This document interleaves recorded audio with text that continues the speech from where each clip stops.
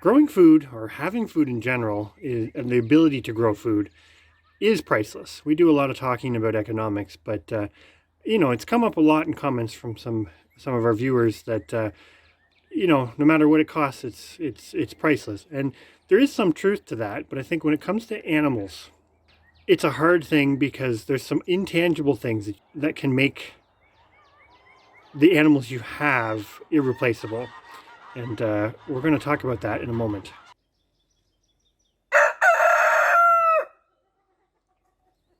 So what makes livestock priceless?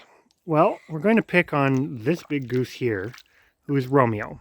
He's a male American buff goose, and this is his partner Juliet. Now, they are kind of the longest term residents in our goose flock. We have another another female who's not in this group right now because she's with her partner, who we've had just about as long. But Romeo and Juliet are essentially, in our opinion right now, absolutely priceless. They are birds we wouldn't get rid of, we wouldn't sell, we wouldn't eat them. They will probably get to live to a very old age on our farm, most likely.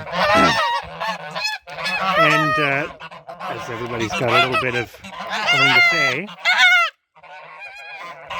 the biggest reason for that is geese have this reputation as being sort of big, nasty, mean birds that are just hateful to work with. The reality is, geese can't really hurt you. They're not big enough to do any meaningful damage to you, and people have some far more dangerous livestock that they tend to keep and don't even think of as dangerous. But nonetheless, geese have this reputation, and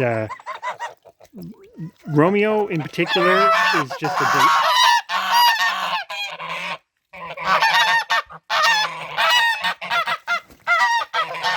goose mating.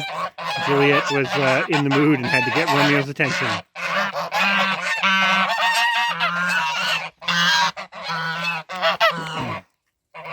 And so, to his credit, after that, as I say, he's absolutely super enjoyable to work with. He's not aggressive with people. He's not aggressive with other livestock. He's like everything you would want in a American buff goose gander. And the pair is excellent at what they do, producing young. So, although yes, all of these geese have a value as a meat animal, these two in particular are right now shining above all the rest in that they do their job so well, and they're basically so carefree and so unproblematic that, to put it bluntly, you probably wouldn't be able to just replace them. And that's what makes them priceless. To us anyways, is they are technically unreplaceable.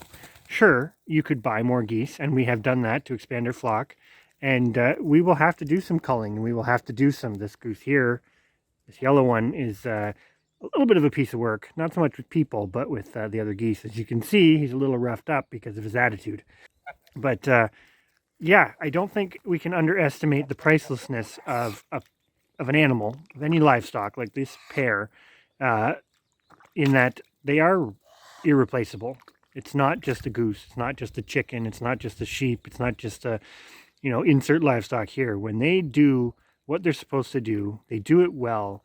They're pleasant to work around, easy to manage, and you could go one step further. They're relatively carefree to have around.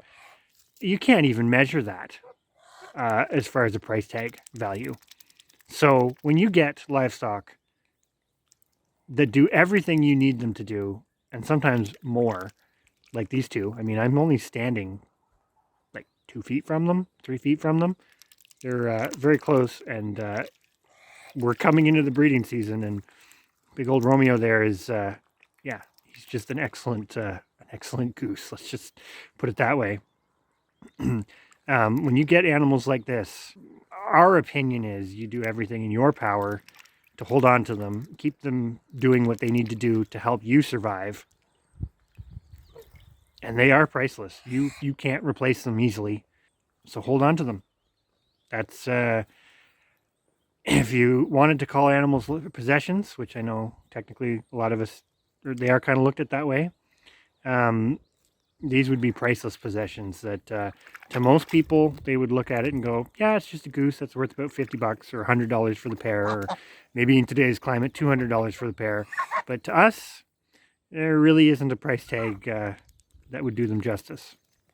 So certainly something to think about when you are evaluating your own livestock. And this is a big thing that goes into keeping populations, because when you have populations, you will quickly understand who's worth keeping and who's not worth keeping for whatever your production requirements are, whatever metrics you use to select for your population. You will know, and you'll be able to plan accordingly. But I'm going to leave these geese to it, and that's just a little bit of food for thought, or thought for food, as it were, because obviously geese are food. But these two are certainly not going anywhere in the near future, and basically that is because they are priceless, because they will help us reach our goal of sustainability or self-sufficiency, however you want to call that, on our homestead.